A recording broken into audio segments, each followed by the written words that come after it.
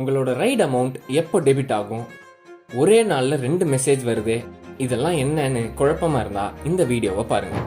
உதாரணத்துக்கு நீங்கள் திங்கட்கிழமை நம்ம யாத்திரையில் ரைடு எடுக்கிறீங்கன்னா அதுக்கு அடுத்த நாள் தான் நீங்கள் செலுத்த வேண்டிய அமௌண்ட்கான மெசேஜ் எங்களால் அனுப்ப முடியும். அதனால் அடுத்த நாள் தான், அதாவது செவ்வாய்க்கிழமை தான் நீங்கள் செலுத்த வேண்டிய அமௌண்ட்டோட மெசேஜ் வரும். அதுக்கு அடுத்த நாளான புதன்கிழமை உங்கள் அக்கௌண்ட்ல இருந்து அமௌண்ட் டெபிட் ஆகும்.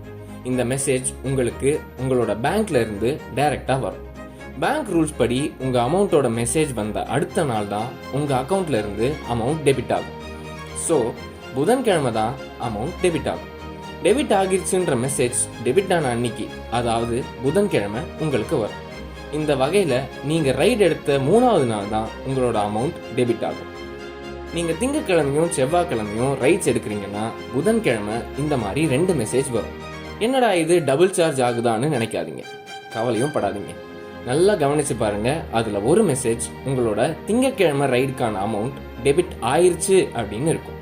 இன்னொன்று உங்களோட செவ்வாய்க்கிழமை ரைடுக்காக நாளைக்கு அமௌண்ட் டெபிட் ஆகும்னு இருக்கும்.